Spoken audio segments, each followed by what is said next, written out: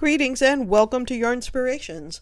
I'm Mary Beth Temple for Hooked for Life, and in this video we're going to take a closer look at the Plaid Look Crochet Blanket. Now you can make this squishy textured blanket with 3 balls, one each of 3 different colors of Bernat Baby Blanket, the large balls. In the photo we used white, cloudburst, and misty cornflower, but you can use whatever colors you like. I use some different colors because they show up better on camera. You're going to need a size US 11 or 8mm crochet hook, or size needed to obtain gauge. And you can click on the link below to download the free pattern. While you're down there, be sure to like this video and subscribe to the channel for fresh content weekly on knitting, crocheting, and other yarny stuff. And you can also click on the various social media links to follow us on the social media platform of your choice. And if you want us to see what you're working on, please use hashtag Yarnspirations. Now, one of the techniques you're going to learn in this video is the surface chain stitch, which is a surface embroidery stitch done with a crochet hook that we're going to use to make the vertical columns of color. It's a really terrific trick to have in your bag of tricks, and let's get started with our blanket. Now I'm going to make a smaller swatch than you will blanket, so with your main color you're going to chain 53. I chained less than that.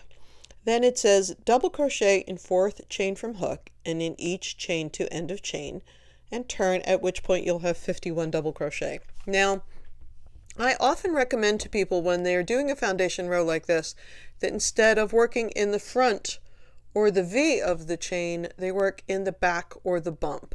And the reason I do this is because it gives a neater edge that more closely mirrors the final row that you will do.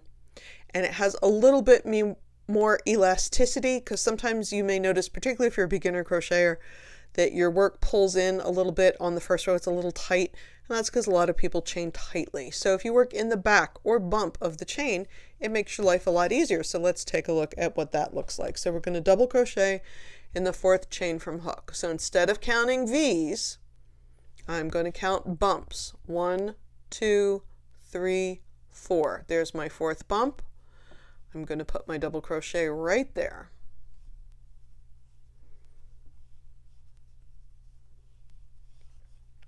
And I'm going to continue working across the chain, working in the back or the bump until I get to the very end.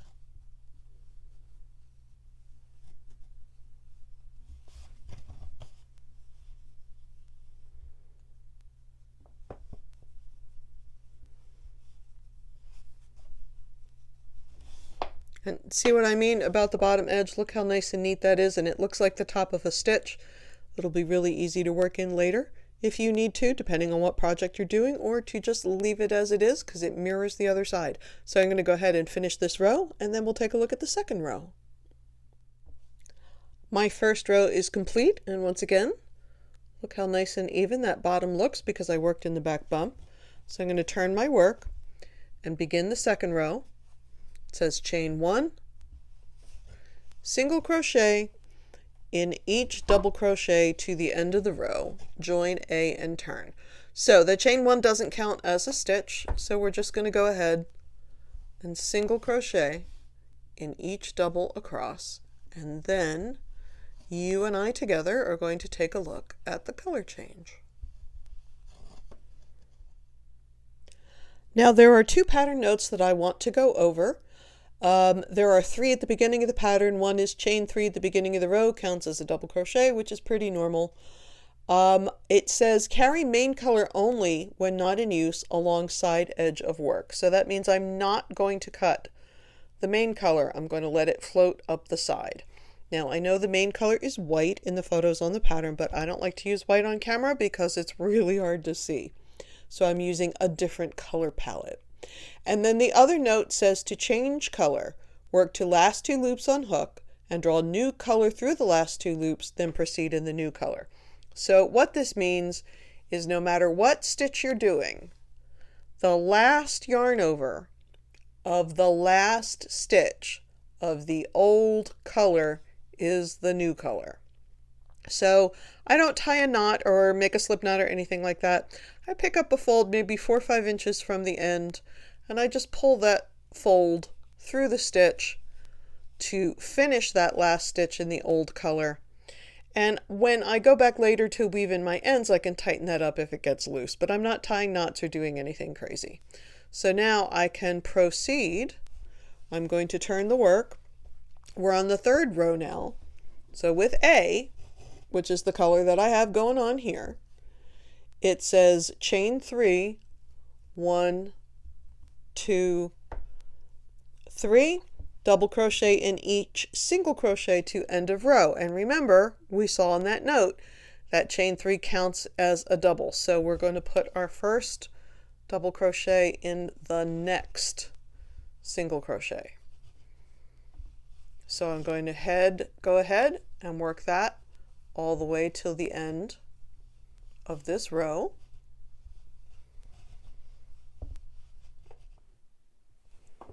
All right, we're coming up to the end of the third row.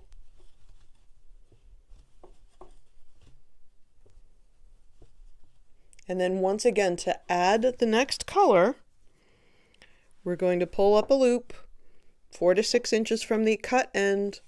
We're going to bring that fold through the last 2 loops of the last stitch of the old color.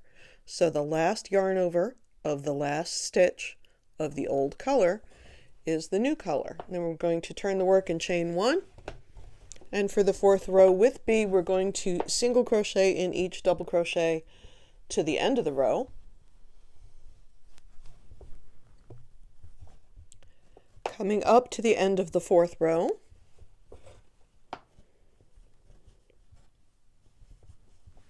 Now before we finish this last stitch, let's take a look at what the pattern says.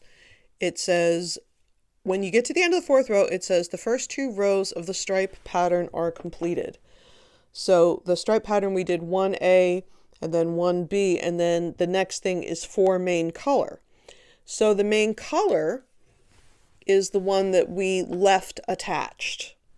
So we're going to pull that up because it's waiting for us to do that last yarn over, that last draw through 2 loops with the new color. We're going to use the main color that was sitting there waiting for us. Now I'm only going to let the main color go up the side because we read that in the note. So I'm going to go ahead and cut color B and put that aside. So the instructions tell me continue in stripe pattern, repeating 3rd and 4th row until work from beginning measures approximately 33 inches or 84.5 centimeters, ending with 2 rows of main color, because we want 2 rows of main color at the end to mirror the 2 rows of main color that we have at the beginning. So the first 2 rows of the stripe pattern are completed. We're going to go ahead and start with 4 rows of the main color. So I'm repeating the 3rd and 4th row. So I'm going to chain 3, 1, 2, 3, and double crochet in each single crochet to the end of the row. So you go ahead and continue your double crochet and single crochet rows until you have the correct size, and then we're going to take a look at the vertical chain embroidery, which gives us our interesting plaid pattern.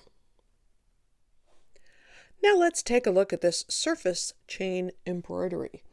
Now it says, with a crochet hook keeping the yarn on the wrong side, embroider chain stitch following diagram. With A beginning at 5th stitch at lower edge, chain vertically. So I put in the first 2 columns so you could see what I'm doing. So it said to begin on the 5th stitch. So I skipped 1, 2, 3, 4, and I did my chain stitch here. I'm going to show you how to do it in a second. Don't panic. I just want to go over how we're doing things. And then we skipped 1, and then we did a vertical column of the next row. And I can see how that's going to look because I can see it in the diagram. So remember it said the 5th one, so we skipped 4. 1, 2, 3, 4. We went in the 5th one. We skipped 1. We went in that one, and now we're going to skip 1, 2, 3, 4, 5, 6, 7, and put the next column in. So let's take a look at how that works. So we're going to skip 7. So this one has work in it, so we're going to skip 7. 1, 2, 3, 4, 5, 6, 7, and we're going to work vertically starting here. So I'm going to put my hook in the bottom of that stitch, which is nice and even because we crocheted in the back bump. I'm going to pull up a fold of the yarn. Once again, I'm not going to make a big slip stitch or anything like that. I want to be a solid 6 inches in from the end though, because I want to have plenty to weave in later. And I'm going to pull a loop up, and that is going to be on my hook. Now I want to make sure underneath, I want to make sure that I have my working yarn in my hand and not the tail yarn. And then the only other point I want to make is because we have a row of doubles and then a row of singles and then a row of doubles, I'm going to put 2 chain stitches for every row of doubles and 1 for every row of singles so that they look nice and even. So I'm going to show you how I do that. So I have a loop on my hook because I brought the yarn up from underneath. I'm going to very carefully, not really, jam my hook down in the middle of that double crochet. I'm going to yarn over, and I'm going to bring up a loop. Then I'm going to go to the top of that same stitch, put my hook down, yarn over, bring up a loop. I'm going to show you the back in a second. We're going one little baby step at a time. Now I'm going up to the single crochet row. I only want 1 in there. Now that's a double row, so I'm going to want 2. I'm going to go down in the middle, grab up a loop, pull it up, and then go to the top of that stitch, pull up a loop, etc. So I'm going to do this all the way up the height of the blanket. Let's take a look at that on the back. So all you're going to see on the back is a straight line. See, there's the 2 that I did earlier. I'm sorry, we got some tails hanging out here. They're the 2 that I did earlier. You can see the lines going up and down the back. So let's see if I can orient this so you can see what's happening. So let's go, okay, so that's a single crochet. I'm going to go right there. So again, you are not going to manipulate your fabric like this. I'm just doing it so you can see what's up. So I'm putting my hook down. Underneath, I am wrapping that yarn back to front like I would every time I crochet. And I'm bringing it through the fabric and through the loop on the hook. Moving up, I'm going down in the middle of the double crochet, yarn over, bring it through the fabric and through the loop. So again, are you going to flip your fabric back and forth like that? You are not. But I did want you to see how it works on both sides. One of the nice things about working with blanket is it's pretty thick, so it's pretty easy to find. On the other side, once again, in the middle of the double crochet, yarn over, pull it through the loop, the top of the double crochet, yarn over, pull it through the loop, top of the single crochet, yarn over, pull it through the loop, and then when I'm done, when I'm at the very tippy top, I want to cut it, again leaving a 4 to 6 inch tail, and then I'm going to pull that cut end through. So there it is at the top, and there it is at the bottom. So looking at that diagram, the next thing I want to do, I want to skip the next stitch, and I'm going to put a vertical column in this stitch with the other color. I'm going to bring up a fold of the yarn 4 to 6 inches in from the end. Hold that on the hook. Make sure that the tail yarn is away from the working yarn because I want to get the working yarn. I'm going to go in the center of the double crochet, yarn over, pull up a loop, and the top of the double crochet, yarn over, pull up a loop, in the top of the single crochet, yarn over, pull up a loop, in the middle of the double crochet. So you get the idea. And we're going to do this over and over as many times as is specified in the diagram. Once again, my swatch is a little small, and it gives you this sort of plaid looking detail. To finish, I'm going to work an edging of single crochet in main color all the way around the finished blanket, and I'm going to make sure to work 3 single crochets in each corner. That keeps the edging laying flat and makes sure that the corner doesn't turn up or cup. And for the second round, you're going to chain 1, and it says working from left to right instead of from right to left. And of course, that's for right-handed people. It's vice versa if you're left-handed. You're going to work 1 reverse single crochet, also known as the crab stitch, in each single crochet around. Join with a slip stitch to the first single crochet and fasten off. Now, we're going to link to it below in the description. We do have a crab stitch or reverse single crochet video for you to look at if you're unfamiliar with that technique. But basically, it is still single crochet, but going in the opposite direction from that which you normally stitch in. So, thank you so much for joining me here for the Plaid Look Crochet Blanket. I'm Mary Beth Temple for Hooked for Life. Please like this video and subscribe to the channel for fresh content weekly on knitting, crocheting, and other yarny stuff. Click on those links below to follow us on social media. And if you want us to see the fabulous projects that you're working on, use hashtag Yarnspirations so we can see what you're up to. Have you tried surface crochet before? It really is a super way to add color and not take up a whole lot of time. So I hope you enjoyed this technique and this blanket, and we look forward to seeing you again here real soon. Bye-bye.